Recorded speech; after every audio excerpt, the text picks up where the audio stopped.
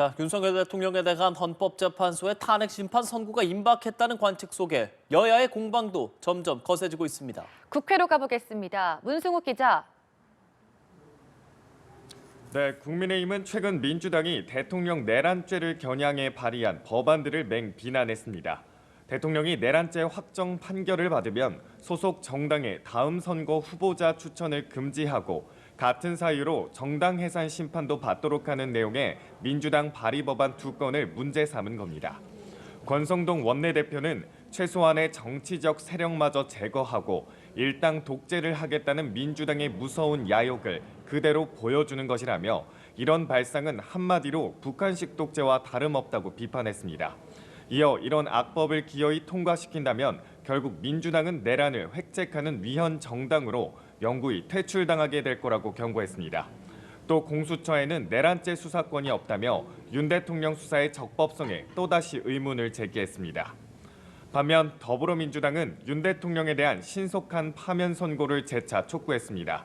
박찬대 원내대표는 오전 회의에서 탄핵 심판 최종 변론이 끝난 지 오늘로 22일째라며 파면으로 국격과 민주주의를 다시 회복해야 한다고 강조했습니다. 이어 김성훈 경호처 차장과 검찰을 향해 날을 세웠습니다.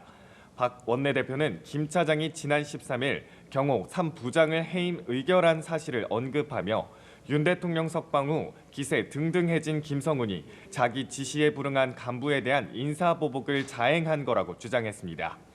이재명 대표는 자신의 SNS에 단식을 하다 병원에 실려간 민형배 의원과 탄핵 촉구 시위 중 숨진 광주 당원의 소식에 안타까운 마음을 전하며 재차 신속한 탄핵 인용을 촉구했는데요.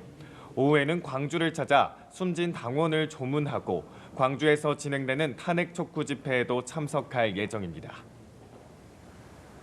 여야 원내대표 회동도 진행되고 있다고요? 네, 그렇습니다. 11시부터 시작된 우원식 국회의장 주재로 진행된 여야 원내대표 회동이 아직 진행되고 있습니다. 연금개혁 논의에서 진전이 있었을지 관심이 쏠리는데요. 회동에 앞서 소득 대체율 43%에는 여야 의견이 모아진 상황입니다.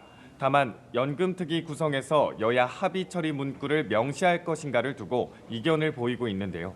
국민의힘은 모수개혁안 처리보다 특위 구성이 우선이라고 주장하고 있지만 민주당은 국회 보건복지위원회를 통해 모수개혁부터 먼저 처리해야 한다는 입장입니다. 국민의힘은 방통위원 선임 문제도 논의 테이블에 올릴 예정입니다.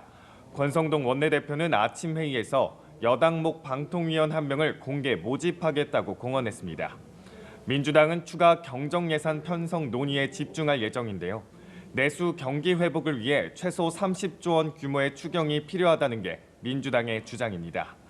여당도 추경의 필요성에는 공감하고 있지만 시점과 대상을 두고 야당과 견해차를 보이고 있습니다.